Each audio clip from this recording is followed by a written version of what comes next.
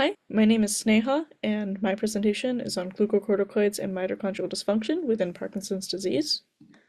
And just as an overview, Parkinson's disease is a progressive multifactorial neurodegenerative disease, and it results from the loss of dopaminergic neurons from the substantia nigra pars compacta region of the brain, which is shown here in this diagram. And since this region of the brain primarily deals with motor function, a lot of the symptoms you see within Parkinson's disease also deal with motor function, such as bradykinesia, or the slowness of movements, rigidity, and tremors. However, Parkinson's disease also has neurological symptoms, such as cognitive impairment, depression, and sleep disorders.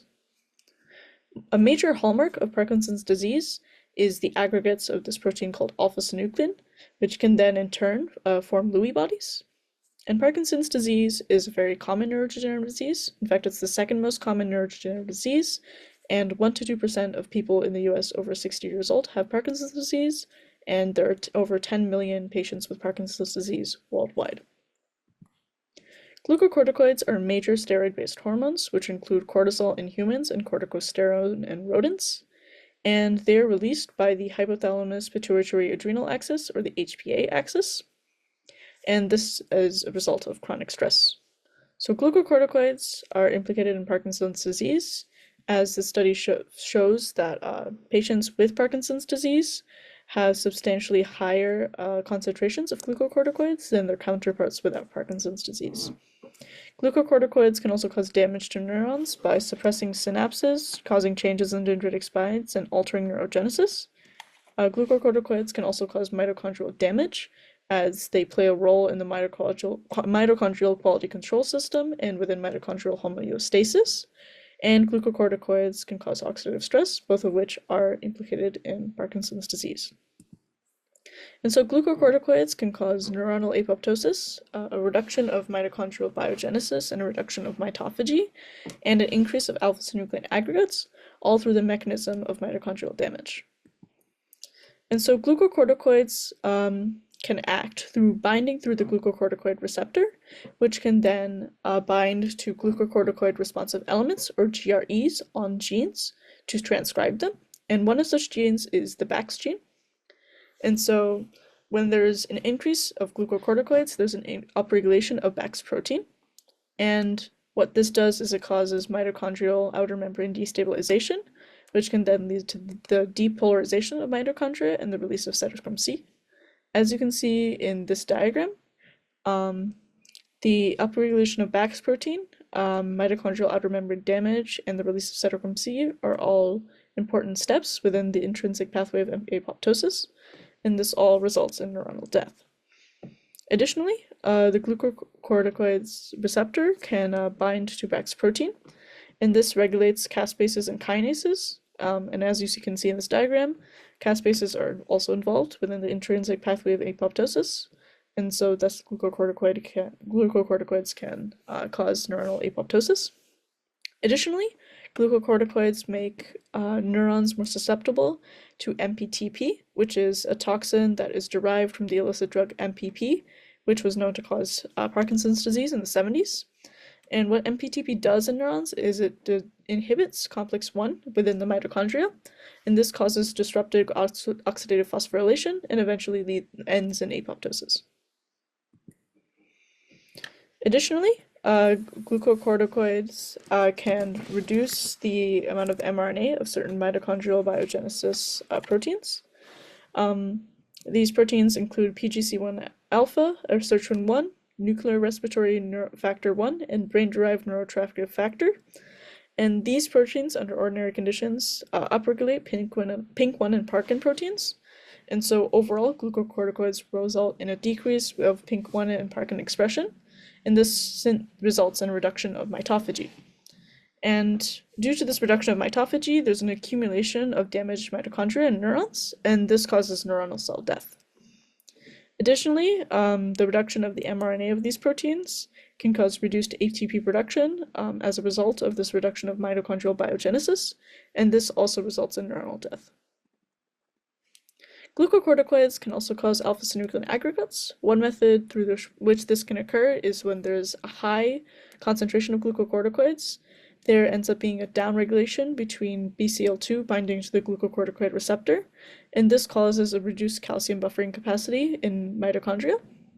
Additionally, glucocorticoids can cause a ligation of the endoplasmic reticula in mitochondria, and this reduces calcium capacity, decreases ATP production, and results in microtubule destabilization, which is often found in Parkinson's disease patients. Additionally, glucocorticoids can cause an opening of the MPTP, and this results in more calcium flowing into cells and a higher cytosolic concentration of calcium. The increase of calcium within the cell can cause alpha-synuclein aggregates, as seen in this diagram, where the blue dots represent calcium, and these are alpha-synuclein aggregates. And this can occur as calcium can bind to the C-terminus of alpha-synuclein and change its structure so that it's more likely to form these aggregates. Additionally, microtubule destabilization can result in the oligomerization of alpha-synuclein, as it was shown in a study where Taxol was given to neurons, and Taxol stabilizes microtubules, and it was found that when Taxol was added, the amount of alpha-synuclein aggregates in neurons was decreased. Additionally, mitochondrial damage can give rise to oxidative stress.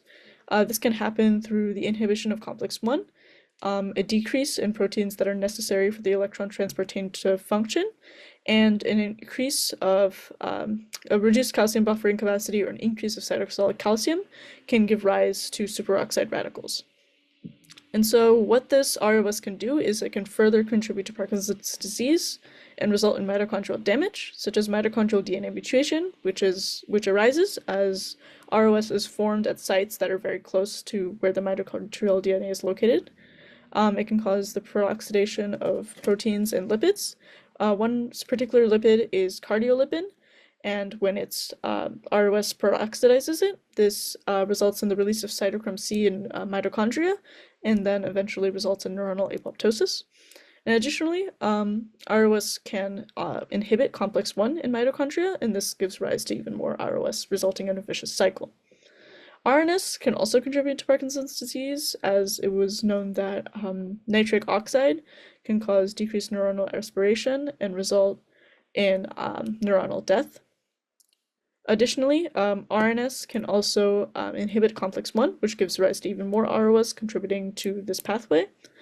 ROS and RNS can cause neuronal apoptosis through the activation of poly-ADP ribose polymerase, and then this causes a decrease in ATP and apoptosis through a still unknown mechanism.